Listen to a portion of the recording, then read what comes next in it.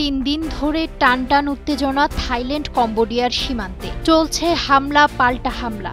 আল জাজিরার তথ্যমতে ৩ দিনের যুদ্ধে নিহতের সংখ্যা ৩২, আহত ১৩০-এর বেশি। এবার সীমান্তের উত্তেজনা কমাতে এগিয়ে এলেন খোদ মার্কিন প্রেসিডেন্ট ডোনাল্ড ট্রাম্প। রক্তক্ষয়ী সংঘর্ষের পর থাইল্যান্ড ও কম্বোডিয়ার সীমান্তে ট্রাম্পের মধ্যস্থতায় অবশেষে যুদ্ধবিরতির আলোচনায় বসতে রাজি হয়েছে দুই দেশ। স্থানীয় সময় শনিবার এক বিবৃতিতে মার্কিন প্রেসিডেন্ট এ দাবি করেছেন বলে জানায় বার্তা সংস্থা রয়টার্স। তিনি জানান, কম্বোডিয়ার প্রধানমন্ত্রী হুন মানেত এবং থাইল্যান্ডের ভারপ্রাপ্ত প্রধানমন্ত্রী ফোমথাম ওয়েজাচাইয়ের সঙ্গে সরাসরি যোগাযোগ করেছেন তিনি এবং যুদ্ধ অবসানের বিষয়ে জোর দিয়েছেন। উভয় নেতা তাৎক্ষণিক যুদ্ধবিরতির প্রয়োজনীয়তা স্বীকারও করেছেন এবং শান্তিপূর্ণ সমাধানের প্রতি আগ্রহ প্রকাশ করেছেন। থাই প্রধানমন্ত্রী ফুমথাম ওয়েজাচাই সামাজিক মাধ্যম ফেসবুকে এক পোস্টে ট্রাম্পকে ধন্যবাদ জানিয়ে বলেছেন, থাইল্যান্ড নীতিগতভাবে যুদ্ধবিরতিতে সম্মত।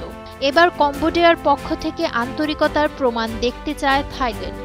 তিনি আরও বলেন, থাইল্যান্ড দ্বিপক্ষীয় আলোচনায় বসতে প্রস্তুত। আমাদের লক্ষ্য হল একটি কার্যকর যুদ্ধবিরতি এবং স্থায়ী শান্তির পথ খুঁজে বের করা। তবে এই সংঘাত থেমে গেলেও চলমান যুদ্ধে ক্ষয়ক্ষতির চিত্র উদ্বেগজনক। দুই পক্ষই একে অপরকে সংঘর্ষের জন্য দায়ী করছে। জাতিসংঘ মহাসচিব আন্তোনিও গুতেরেস এসব ঘটনা প্রবাহে গভীর উদ্বেগ প্রকাশ করেছেন এবং দুই দেশকে অবিলম্বে যুদ্ধবিরতিতে সম্মত হওয়ার আহ্বান জানিয়েছেন। যদিও ট্রাম্পের পক্ষ থেকে আলোচনার সময় ও স্থান সম্পর্কে বিস্তারিত কিছু জানানো হয়নি, তবুও তার হস্তক্ষেপে দুই দেশের মধ্যে যে শান্তি প্রচেষ্টা শুরু হয়েছে সেটি গুরুত্বপূর্ণ এক পদক্ষেপ বলে মনে করছেন কূটনৈতিক বিশ্লেষকরা। দ্বিতীয় মেয়াদে ক্ষমতা গ্রহণের পর ভারত, পাকিস্তান, ইরান, ইসরায়েল সহ বেশ কিছু যুদ্ধবিরতি কার্যকরে পদক্ষেপ রেখেছেন বলে দাবি করে আসছেন ট্রাম্প। নুসরাত শোভা, সময়ের আলো।